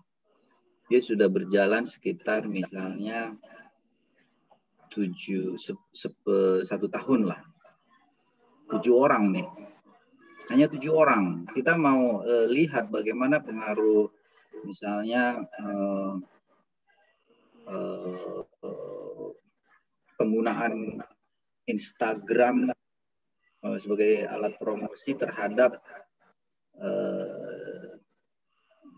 volume penjualan misalnya. Ini kan ada satu pengaruh yang bisa yang kita hitung dengan SPSS. 7 orang atau lebih ekstrim lagi, lebih sedikit lah, 5 orang itu katakan small population ya. Itu bagaimana tuh Pak Sang? Iya Pak. It's okay Pak, nggak masalah itu. Karena memang dalam statistik juga kan memang ada ya, student T itu dibuat memang untuk jumlah atau nilai-nilai yang memang dari secara populasi sampel itu kecil, kurang dari 30, it's okay, nggak apa-apa gitu. Makanya kita tidak bisa memaksakan satu studi itu harus di atas 30 Pak. Itu yang menjadi kadang-kadang yang menjadi saya agak boleh dikatakan enggak, kalau statistik tuh harus di atas 30, enggak juga gitu. Ada ukuran model-model statistik itu yang ada aturan di beberapa kampus itu Pak ya, untuk S3 nggak bisa lah kalau areanya cuma kecamatan atau populasinya tuh terlalu kecil gitu. Kan ada tuh Pak aturan-aturan begitu. Gitu loh Pak. Pak Sahang, boleh saya menambahkan? Oh, silakan Bu. Ya, jadi ini menurut pengalaman saya ya, untuk sampel besar kecilnya sebenarnya tergantung peneliti mau sebesar apa dampak dari penelitian itu. Jadi kalau misalnya memang hanya kita fokuskan di satu kelurahan, maka kita hanya menghasilkan kesimpulan dan juga rekomendasi hanya untuk satu kelurahan. Tidak ada apa-apa kalau memang Bapak meneliti di kelurahan tersebut. Mungkin dia punya sesuatu hal yang harus diimprove dan diteliti gitu. Jadi bukan penelitian yang dibuat-buat saya ingin meneliti ini. Jadi harus tujuan penelitiannya harus clear dulu Pak. Apakah memang ada yang mau ditargetkan untuk dicapai? Misalnya, mengapa penyebab sekarang kelurahan itu lebih lambat? Misalnya ya, lebih lambat responnya. Apakah karena mereka gaptek atau mereka tidak up to date dengan teknologi? Nah, jadi tergantung permasalahan yang diangkat saja.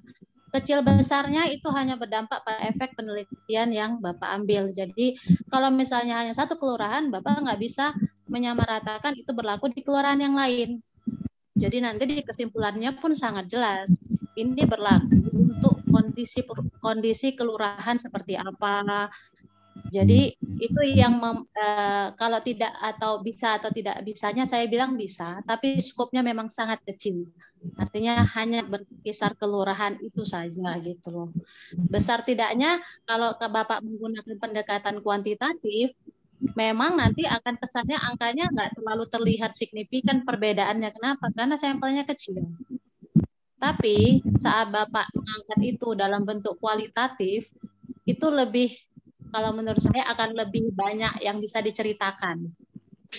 Ya, makasih, terkait Bu. sama tadi yang Bapak katakan yang... terkait desertasi. Ya, betul. Kenapa betul. desertasi dibilang ada minimal? Karena seorang dokter lebar, harus mengajarkan teori. Ya. Jadi kalau dia hanya skop kecil dan hanya kesimpulan, mungkin grade-nya tidak bisa dikatakan seorang dokter. Kira-kira gitu aja sih, Pak. Jadi hanya untuk apa bedanya nanti penelitian yang sampel kecil dilakukan anak S1, S2 dengan dokter. Makanya diambil supaya bisa menyimpulkan satu keadaan kondisi. Biasanya dikaitkan kalau sampelnya banyak mungkin lebih komplikasi. Kira-kira seperti itu. Jadi hasil desertasi itu lebih kompleks. Ya. Itu aja sih. Terima kasih. Terima kasih. Sharing Pak Saham. Ya. Memang kalau dari benar ya, Bu. Cuma mungkin kalau dokter itu kan diharapkan membuat suatu generalisasi gitu loh Pak, Bu. Makanya kalau untuk membuat satu generalisasi kita nggak bisa small sample memang atau small population karena memang harus mewakili keseluruhan kelurahan yang ada di Indonesia gitu, misalkan kayak gitu. Makanya dipaksakan ke arah situ karena memang untuk dokter kan tujuannya berbeda gitu. Kalau antara S1, S2, S3 itu kan memang kan bobotnya berbeda, rohnya juga berbeda tuh. Boleh saya jadi untuk generalisasinya itu yang bikin berat. Siap Pak Sahang, ya betul. Iya silakan Pak Denny. Silakan Pak Denny. Waalaikumsalam. Ya, sedikit sharing aja kali ya, menambahkan dari Pasal dan Ibu mengenai jumlah sampling kan ya yang berkaitan dengan populasi. Nah ini berdasarkan apa ya? Yang mungkin yang saya ketahui ya Pak, ya, berdasarkan yang saya ketahui untuk jumlah populasi ya, sepengetahuan saya itu minimal memang ideal 30 ya Pak. Minimal tadi juga Pasang sudah menyebutkan ya ideal 30. Nah jadi ideal 30 itu di atas 30 itu boleh dilakukan teknik sampling gitu ya Pak ya. Di atas 30 boleh dilakukan teknik sampling. Tapi di bawah 30 ya itu boleh dilakukan teknik sampling. Jadi populasinya tadi ada pertanyaan apakah boleh 7, boleh 10 gitu ya. Nah ini mungkin bisa menjadi debatable gitu. Tapi menurut saya sepertinya boleh Pak. Ya, sepertinya boleh. Hanya mereka tidak boleh lagi di sampling gitu. Tidak boleh lagi di sampling karena memang populasinya udah sangat sedikit dan itu kalau di sampling itu menggunakan teknik sampling dan ini penggunaannya harus semua diambil gitu. Lain berkaitan dengan yang S3 ya berkaitan dengan S3. Sebelum itu juga sebetulnya Pak, kita di dalam metode penelitian itu juga ada tabel sampling Pak. Jadi di situ sudah ada populasi kita berapa, di tabelnya sudah ada itu Pak. Jadi kita tidak perlu lagi menggunakan pendekatan teknik dengan rumus matematis dan sebagainya sudah ada sebetulnya. Kita di Google juga tabel sampling sudah muncul tuh. 150 orangnya misalkan populasinya berapa, samplingnya itu sudah ada gitu ya, sebetulnya. Terus kemudian kalau yang mengenai ini mah pendapat saya pribadi ya mengenai dokter, saya kira memang bobotnya tadi hasil penelitiannya, bobotnya, samplingnya ya sekelas dokter mungkin jangan ya, mungkin juga ikuti peraturan-peraturan yang ada di perguruan itu gitu ya. Saya kira itu aja. Ya terima kasih Pak atas waktunya, terima kasih. Assalamualaikum. Waalaikumsalam ya. Pak Saham. Ya, siap Pak. Nah, kalau misalkan sebagai alternatif ya, metodenya itu diganti menjadi kualitatif karena tadi hanya ada 5 katakanlah orang, itu kan kita bisa melakukan penelitian lebih dalam gitu kalau kualitatif ya, bagaimana ya menganalisis sesuatu, pengaruhnya juga banyak variabel gitu kan. Ya apakah alternatif itu dalam penelitian, sebuah penelitian menurut Pak Sahang lebih baik kalau misalkan digunakan ya lebih baik ke arah kualitatif gitu daripada menghitung tadi 5 orang gitu, 5 responden gitu, itu kan kurang barangkali ya. Bagaimana tuh menurut Pak Sahang? Nah, kembali lagi kepada research problemnya, Pak. Apa yang ingin dilihat si peneliti? Kalau memang dia mau outcropping the fenomena, membongkar fenomenanya, memang lebih cocok kualitatif. Tapi kalau yang seperti Bapak bilang, dia mau lihat ngaruh nggak sih nih gitu terhadap X terhadap Y, ya nggak bisa pakai kualitatif Pak gitu. Memang lebih cocok untuk yang kuanti. Nah ini yang memang menjadi kembali lagi ya kepada bahasan kemarin itu bahwa memang yang terpenting sebenarnya apa sih yang mau kita lihat dari suatu fenomena gitu ya? Apa sih yang mau kita lihat, permasalahan apa sih yang mau kita angkat yang menjadi variable of interest istilahnya begitu Pak?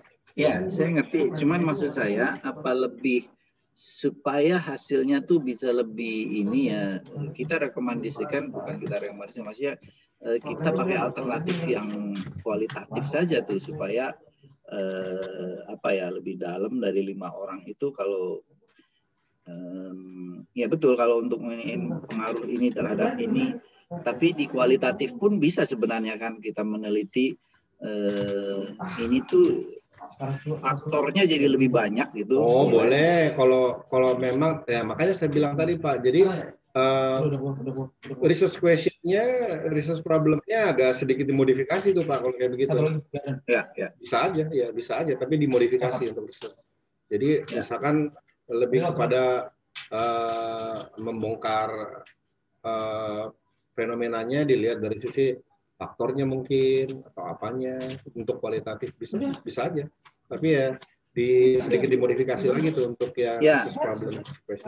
Oke, terakhir maksud saya kecenderungannya kalau kuantitatif itu kecenderungannya akan lebih kita bilang apa ya, lebih bagus gitu kalau banyak gitu, maksud saya gitu.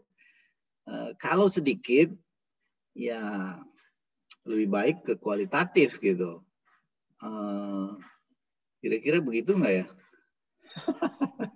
Pak Haris, kalau boleh saya bantu silakan Bu.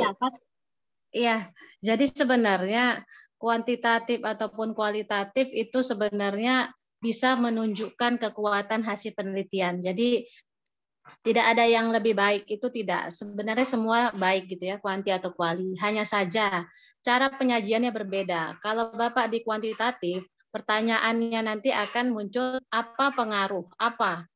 Nanti dibuktikan dengan ada angka, ada pengaruh. Selesai.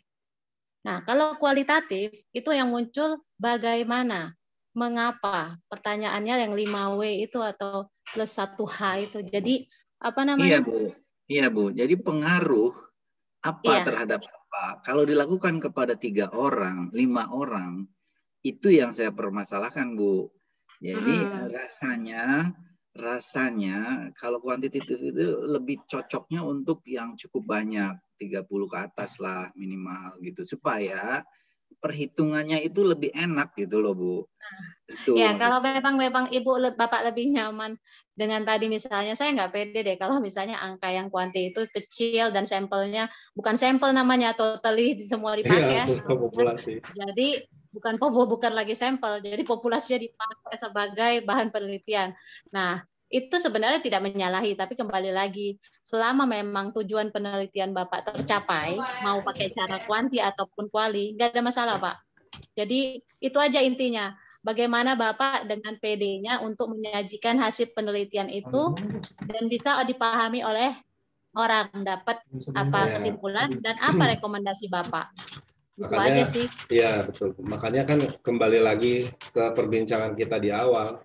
Sebenarnya kualitatif dan kuantitatif ini itu lebih kepada passion-nya si peneliti. Memang apapun fenomenanya gitu, ya dua mazhab ini akan mencoba gitu untuk menjawab dengan gayanya mereka masing-masing. Kadang-kadang yang menjadi permasalahan gini Pak Haris, ya kadang-kadang begini, kalau kita di mahasiswa itu salah kaprahnya begini, aduh gue nggak suka sama hitung-hitungan nih, udah kualitatif aja. itu yang menjadi salah kaprah. Motivasinya beda. Motivasinya beda itu, Pak. Itu. Nah, contohnya begini, di salah satu dosen statistik di di UI itu ada namanya Profesor Iwan Gardono, ya. Dia ngajar statistik, tapi dia itu passionnya kualitatif. Iya. Jadi dia tidak merasa angka itu bisa melihat suatu kedalaman, keluasan, bisa aja kayak gitu Pak, gitu. Jadi bukannya orang milih kualitatif itu karena nggak suka hitung-hitungan atau pusing sama rumus. Dia bisa gitu. Tapi yang dia yakini kualitatif itu bisa menjawab lebih dalam. Nah, kayak gitu-gitu. Makanya kembali lagi ya. Iya, itu kadang-kadang di kita itu salah kaprahnya gitu, Pak. Apalagi di mahasiswa gitu kebanyakan gue kualitatif aja lah, gue suka sama statistik. Ini yang menjadi problem nih Pak. Antara kualitatif dengan kuantitatif. Ya, Iya Pak. Ya. Ini ada pendapat dari Pak Doni apa nih? Oh, Pak Doni. 3 orang di pakai statistik ya bakal keluar angka pengaruhnya, tapi terlampau kecil. Iya, terlalu kecil. Insignifikan jadinya. Mau tanya Pak. Oh iya Pak, Nah, Pak Haris dulu nih, gantian dong Pak. Ya, saya sudah puas Pak. Nah, itu. Yang penting Pak Yanan puasa, berarti hasil. Pak Sahang, kalau saya lebih tertarik bicara budget nih Pak Sahang. Contoh ketika ada perusahaan ingin mengadakan sebuah riset katakanlah mengenai sebuah produknya dia katakanlah. Nah, terhadap konsumennya. Nah, itu gimana cara berhitung budgetnya agar biar kita nggak tadi ya nggak boncos gitu istilahnya ya, nggak rugi lah gitu kan, atau gelar proyek 3M ya, makasih kan gitu. Nah, jangan dong Pak. Nah, gimana tuh ngukurnya tuh Pak? Jadi kita bisa sekian nilainya. Kan itu ada yang kuantitatif, ada yang kualitatif gitu kan. Nah, seperti gimana sih sejauh mana kita bisa harus mengukurnya? Ya kali aja kalau nanti saya ada mitra yang mau kan saya bisa gambarnya bisa tahu terus ngajak Pak Sahang nih kan. Asik. Ini nih yang seru nih. Itu Pak Sahang ceritanya nih. Iya. Gimana tuh Pak untuk meng-create budgeting dalam hal sebuah riset tuh? Kalau saya biasanya yang pasti ya Pak ya. Pertama saya lihat sampel size-nya dulu gitu. Yang itu udah pasti. Misalkan ya sudah pasti budgetnya beda antara yang sampelnya 100 dengan yang sampelnya 250. Itu udah pasti. Itu kita hitung biasanya per responden. Oh, ini jadi buka-bukaan kartu nih. Biar semua tahu Pak. Jadi kan kalau kita bisa ngajak Pak Sahang kan. Gitu. Paling bisa nih Pak Arifin nih. Iya. Ini kan jamnya terbuka nih Pak. paling bisa nih Pak Arifin nih. Nah itu yang pertama Pak. Nah. Yang kedua geographical area. Contoh misalkan, kalau dia cuma minta, Pak, saya mau studi di Jakarta aja. Oh, oke. Berarti kan Jakarta Pusat, Jakarta Selatan, Utara, Timur. Ya. Biasanya Kepulauan Seribu enggak, Pak. Oh, gitu. Nah, geographical area. Tapi kalau ada perusahaan yang dia minta, Pak, saya maunya di 5 kota besar di Indonesia. Nah, loh, kalau kayak gitu beda lagi, Pak. Kita hitung akomodasi, hitung transportasi, dan jangan lupa, Pak, yang paling penting manpower. Karena kalau udah turun lapangan, itu udah pasti manpower yang main. Nah, berapa yang mau kita sebar field researcher kita atau peneliti lapangan kita untuk di 5 kota besar ini. Dengan pembagian sampel yang sekian di 5 kota besar, nah itu yang menjadi faktor-faktor atau aspek-aspek yang benar-benar perlu dipertimbangkan, Pak. Plus cuan, Pak. Ya. Iya, itu makanya kadang-kadang kan kita ngukurnya gimana nih Pak? Apakah hitungan berdasarkan range, mamanya yang kita mau ambil samplingnya katakanlah 100 orang. Berarti 100 orang katakanlah satu orang bernilai 10.000 katakanlah. Nah, murah amat Mas 10.000. Nah, ini contoh gitu kan. Oh iya. Oke. Contoh aja. Berarti itu udah ketahuan katakanlah 10 juta gitu kan. Ah gitu modelnya Pak. Itu belum siap. Itu baru sampling kan, belum siap. proses daripada pengelolaannya sampai ke report. Nah itu. Ya betul. Itu kan ada input proses output nih Pak. Betul Pak. Ya, itu termasuk. Apakah itu dalam satu paket? Apakah memang itu kita bisa tawarkan ada 1 atau 2, 3 paket? Oh, itu tergantung Pak. Kalau ada yang full paket itu benar-benar sampai kita presentasi, sampai kita bikin jadi kayak research report itu tebal gitu kayak buku, kayak skripsi gitu Pak, tesis disertasi. Ada yang minta kayak begitu.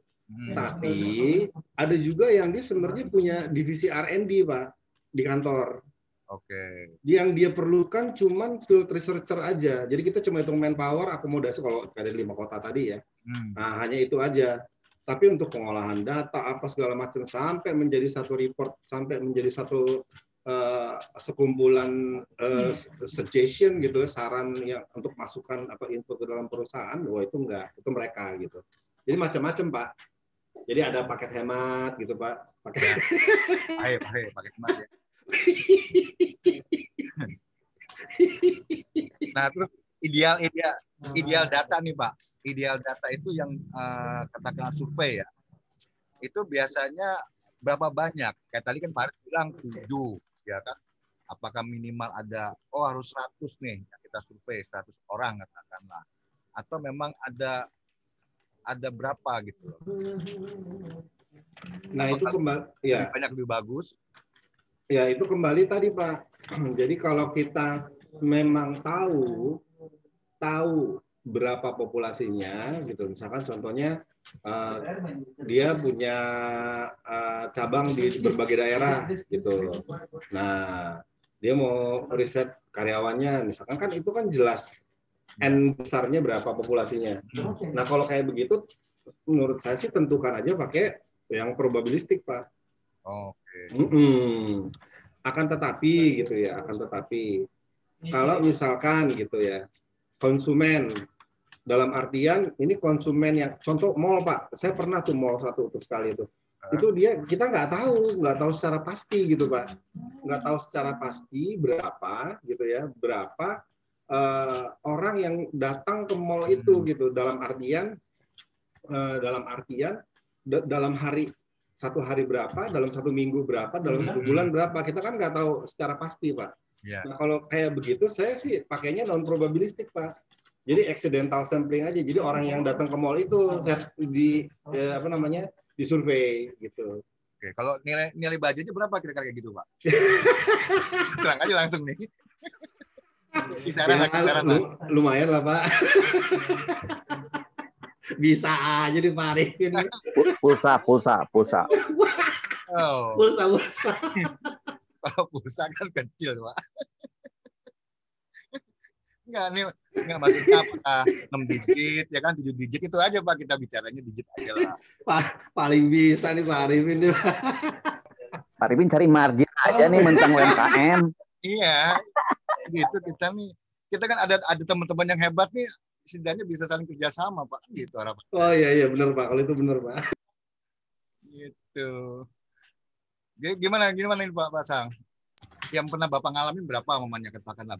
Range-nya aja. Ya, untuk ini lucu-lucuan aja Pak ya. Lucu-lucuan aja. Beres juga nggak apa-apa Pak. Saya itu pernah paling minim itu per responden itu hitungannya 150.000. Per responden? Per responden. Oke. Saya kebayang kalau 1.000 aja udah kebayang. Bukan Pak Arifin paling bisa deh emang nih. Ya Pak Doni ya tuh, Pak Doni aja ketawa tuh. Pak Doni udah ketawa tuh Pak Doni. Pak Doni udah Tambahin ya. Ini boleh ditambahkan Pak. Jadi gini, Bapak Ibu izin menambahkan, jadi menarik ini ya. Kalau udah bilang cuan-cuan ini menarik. Pak, aku yang penyemangat Pak. Siap. Jadi gini, riset itu sebenarnya kalau kita sudah in dan kuat di bidang itu terus-menerus, mereka akan melihat kita dari track record tulisannya. Misalnya Pak Arifin sering nulis tentang IT apa gitu di jurnal beberapa kali. Itu tahu-tahu Bapak nanti dihubungi lewat email, diminta riset yang hampir sama gitu. Itu seringkali terjadi Pak. Saya juga misalnya saya punya tulisan ini, kok tahu saya dari mana? Lihat ini, Pak, tolong dirisetin ini gitu. Nah, sebenarnya menurut saya istilahnya penghasilan yang sesuai dengan kemampuan dosen itu yang kompensasinya lebih menarik itu di situ. Itu pertama. Kedua, pertanyaan-pertanyaan untuk responden itu semakin panjang biasanya, pertanyaan semakin membutuhkan waktu. Itu jatuhnya per orangnya jatuhnya lebih mahal Pak. Jadi misalnya kalau untuk mengisi butuh waktu sampai setengah jam misalnya. Ya. Ada wawancara pengisi itu biasanya nggak lebih dari 150 itu. Iya betul Pak. Biasanya begitu. Jadi semakin Bapak nanti tanya untuk jatuhnya mengisi untuk memahami itu berapa lama, itu berarti semakin banyak uang per persennya yang dikeluarkan. Kurang lebih seperti itu.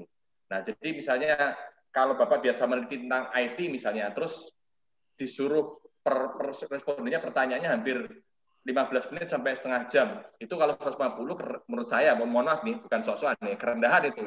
Tidak sesuai dengan apa tim Bapak yang menanya satu persatu. Belum lagi mengajari orang yang akan menanyakan itu harus tahu juga. Itu ada pelatihannya dulu lagi tuh. Misalnya butuhkan waktunya mintanya cepat nih untuk harus cepat. Nah, berarti tim yang akan disebar yang nanya harus paham dulu dong. Nah, itu ada pelatihannya dulu. Nah, hal semacam ini yang barangkali perlu untuk dipertimbangkan. Nanti mungkin sesi seperti ini bisa dibicarakan di suatu sesi yang khusus. Menarik nih, karena ada Wah, mantap. Itu saja, cukup. Terima kasih. Mantap. Ya, gimana Pak Doni, mohon maaf nih, itu 150 atau 200 katakanlah per orang itu, apakah memang sampai sebuah nilai report atau proses report itu sudah satu paket atau beda lagi tuh Pak? Iya, ada dua permasalahan Pak. Biasanya ada yang memang sudah punya tim riset, jadi dia cuma meminta kita merisetkan lapangannya saja di report, mereka akan bikin final report.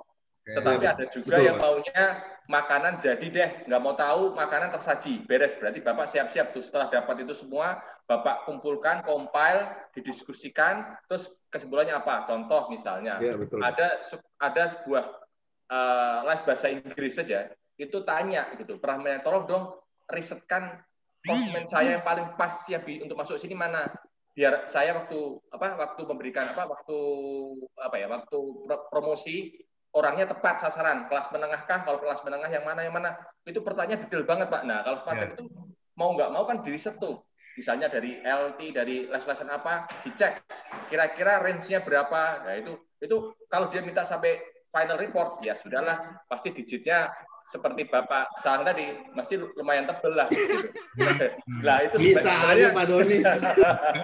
Itu aja. Tapi itu memang menarik dan memang untuk dosen yang memang berkarir sebagai peneliti yang basisnya adalah based on fact, speak on data, ya itulah sebenarnya bahan-bahan kita. Jadi kalau apalagi dosen yang sudah punya share growth dan sebagainya, mulai meninggalkan mengajar dengan memperbanyak tempat, itu sudah bukan itunya lagi. Caranya bukan gitu lagi, karena yang menghasilkan eksponensial uang yang cukup memadai itu ada di riset sebenarnya. Sekedar untuk menambahkan saja. Monggo lanjut lagi Pak, silakan. Iya. Baik. Sip. Terima kasih Pak Doni Pasang. Terima kasih Pak Doni Pasang. Di chat, ini saya bacakan ada pertanyaan di chat. Apakah dalam penelitian kuantitatif hasilnya harus berpengaruh semua? Misal, dalam sebuah penelitian ketika kita uji hipotesis. Halo Pak. Keputus Pak. Pak. Halo Pak, bisa jelas bisa dengar Pak? Putus Pak. Putus sebentar. Oke. Nah itu ada di chat Pak. Di chat juga ada pertanyaan dari Bu Widiarti Lestari. Apakah dalam penelitian kuantitatif hasilnya harus berpengaruh semua? Misal dalam sebuah penelitian ketika uji hipotesis itu ternyata tidak. Ini ya.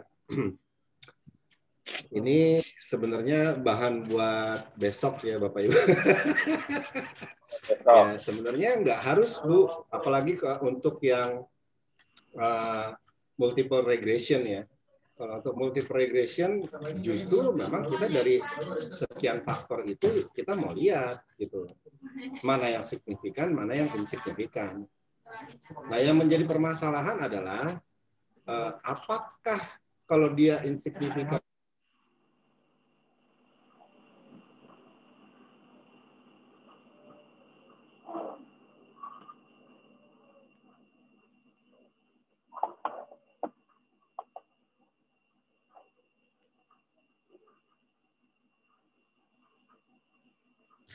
kalau secara teori klasik gitu ya, variabel independen yang tidak signifikan dihapus gitu kan ya.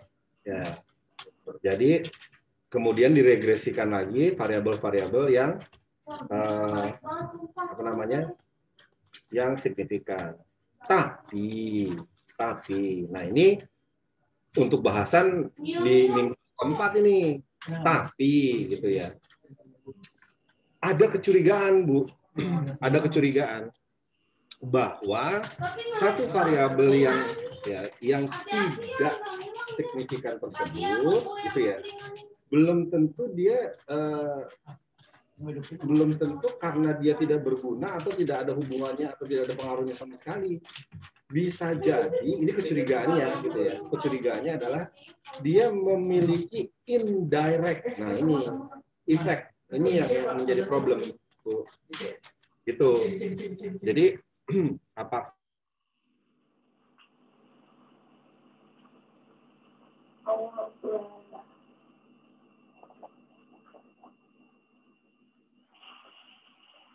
Nah, jadi begitu, Bu. Ini untuk pembahasan di minggu keempat itu. Bagaimana kalau terjadi ya? Bagaimana kalau ada yang kita insignifikan terus kita mau cek apakah dia direct effect atau indirect effect. Nah, ini problemnya beda lagi gitu. Jadi begitu, Bu. Kalau menurut saya. Terima kasih. Ya. Baik, Pak. Terima kasih, Pak, atas jawabannya. Silakan Bapak Ibu ada lagi yang ingin bertanya?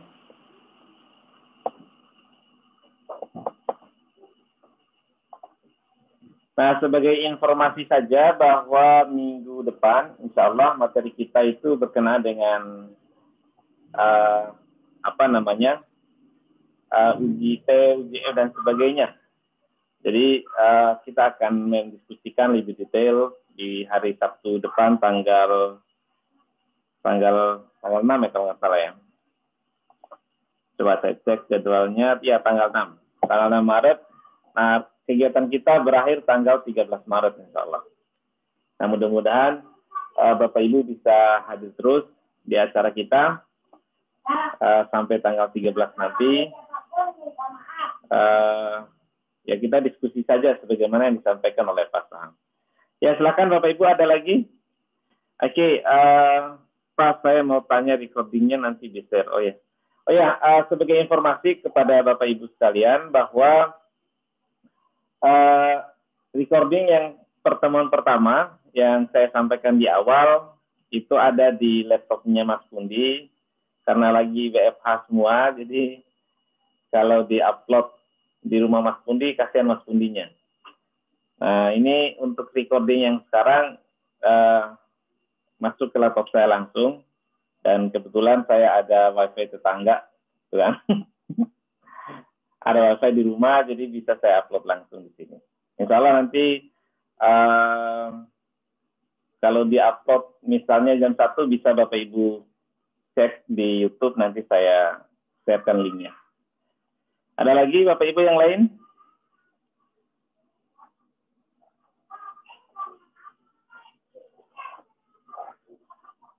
Oke, baik. Kalau sudah tidak ada, Pak Sahang mungkin ada kata penutup? Mohon maaf Pak, jaringannya putus-putus ya. Jaringannya putus ya? Iya. Ya mungkin pertama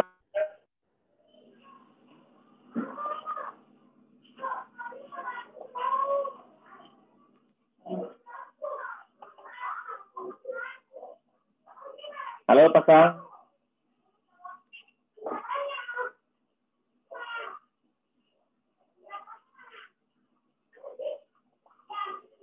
Presensinya, oke.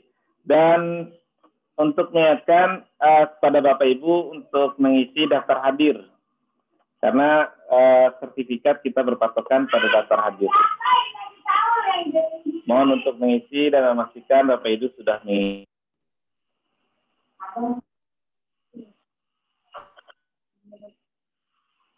Baik Bapak Ibu, ada pertanyaan lagi? Jaringannya putus-putus. Jaringannya putus-putus Pak. Saya pengen di mana? Ini di saya. Oke. Pak Sahang langsung saja, ada kata penutup mungkin.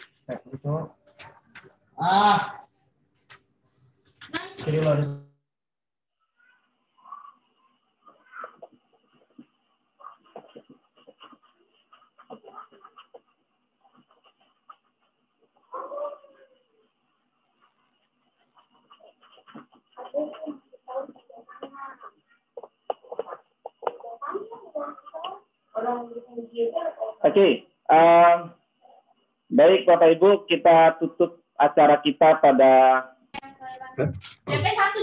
Halo Pak. Pak Dirman. Ya. Jaringan putus-putus nih Pak. Ya udah, waktunya juga. Acaranya juga. JK1